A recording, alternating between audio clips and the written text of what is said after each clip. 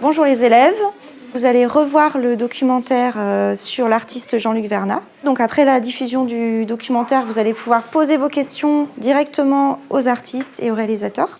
Et là, Jean-Luc Vernat va vous proposer un atelier assez différent de ce qu'on fait habituellement. Vous allez voir, ça va être très intéressant.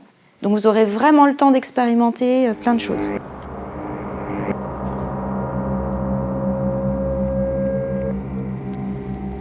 Quand on a été frappés l'un par l'autre, quand l'amour s'est abattu comme une malédiction promise, je devrais vous remercier au fond. Avant, je vivais comme une chose sans âge. Depuis que vous m'avez laissé, je suis enfin devenu ce que je suis, un homme de 50 ans. Il ne reste plus rien. Rien. Plus rien. Et moi, je souris à une image que je suis le seul du monde entier à retenir.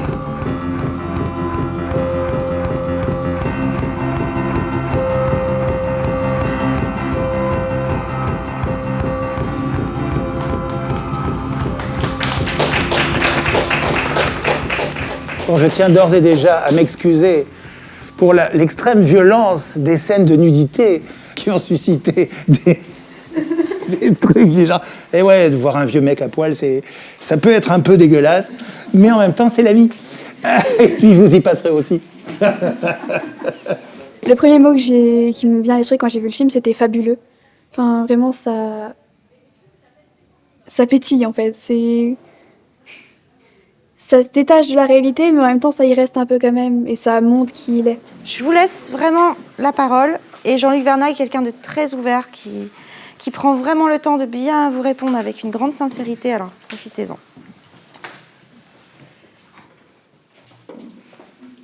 Eh bien, tant pis, au revoir.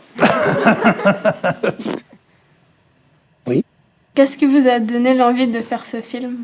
En fait, on s'est assez rapidement mis d'accord sur le fait que ça devait être un moment poétique et étrange, comme une espèce de rêve, où à l'intérieur, il y aurait des pépites informatives de mes différentes casquettes d'artistes. En 2 rencontres, tout était décidé sur le fait que ce serait un produit qui serait, si possible, aussi bizarre que moi et aussi bizarre que toi. Oui.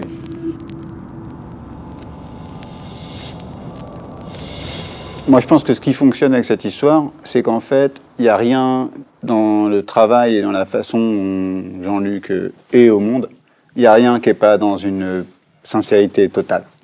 On pourrait croire qu'avec le maquillage, les tatouages, les déguisements et tout, la personne se cache, et c'est tout l'inverse. Et moi, ce qui m'a vraiment extrêmement touché, c'est la façon dont il est humain, dont il n'a pas peur d'être humain. Je suis présenté en fait à 80% comme ce que je suis, c'est-à-dire une sorte de vieux clown qui fait peur, quoi. C'est un peu ça, puisque je fais quand même peur à beaucoup de gens.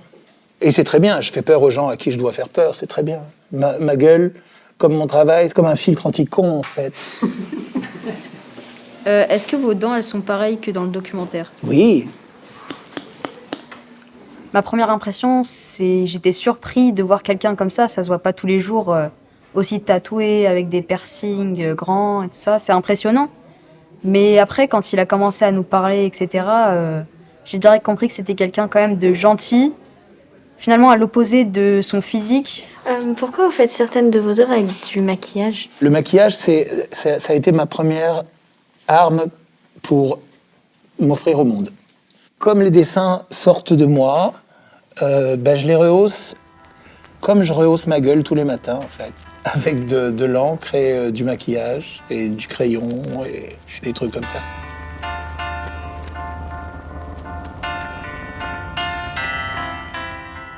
Vous êtes là pour faire du dessin, pas pour produire un dessin.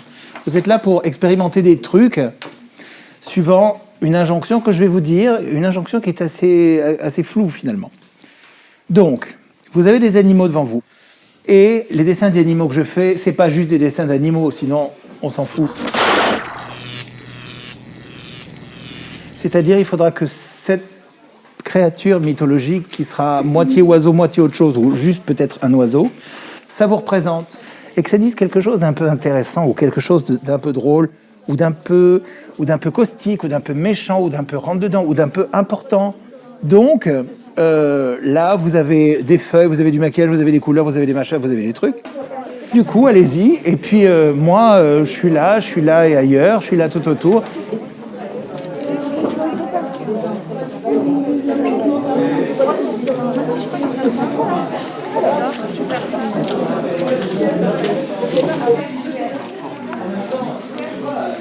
Et n'oubliez pas que le calque, c'est censé vous permettre de copier un truc, mais en le mélangeant à autre chose et en ajoutant des trucs à vous. Parce que si c'est juste pour faire un décalque, effectivement, ça, on est plein à pouvoir le faire.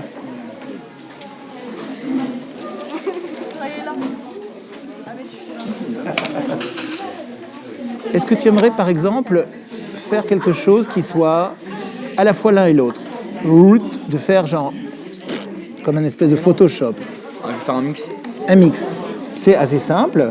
Tu prends une feuille de calque, tu la fais plus ou moins bien. Tu peux peut-être lui ajouter, par exemple, 5 doigts au lieu de 3, et du coup, ça la mettrait déjà plus humaine. Et puis, Photoshop, Cro-Magnon, hop. Et là, petit à petit, tu remplaces l'un par l'autre avec les ombres, etc. Et puis, tu la mappes avec ces espèces de petites excroissances. D'accord. Tu vois, ça, c'est une façon d'y aller. Bah, son apparence, c'est plus quelqu'un de brut, alors que sa personnalité, c'est plutôt doux, compréhensible. Il est à l'écoute, il parle avec nous et tout. N'oubliez pas non plus une chose, c'est qu'en dessin, il y a un truc qui importe beaucoup, c'est le contraste. Parce que le contraste, c'est le volume. Et un dessin n'est bon que s'il ressemble à une sculpture. C'est de la poudre de carbone, chaque fois.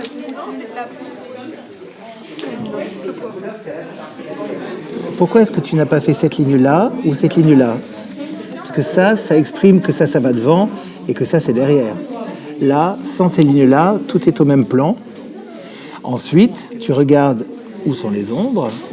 Pour l'instant, les ombres, elles sont là, là.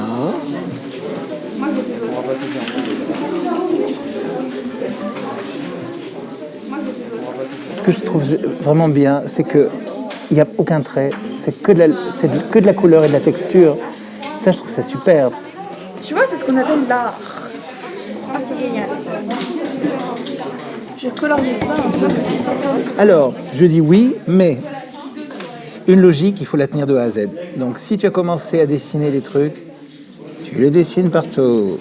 Parce que ça aiderait à donner plus de réalité à ce qui se passe à l'intérieur par rapport à ce qui se passe à l'extérieur, qui est très, très présent. Ce gros trait bien appuyé, ça l'aplatit. Or, de faire vivre des trucs, ça lui donne du volume. Je vous remercie parce que j'avoue que de revenir au lycée, qui était une expérience très traumatique pour moi, en fait, c'était super. Donc, je vous remercie, je vous applaudis. Bravo.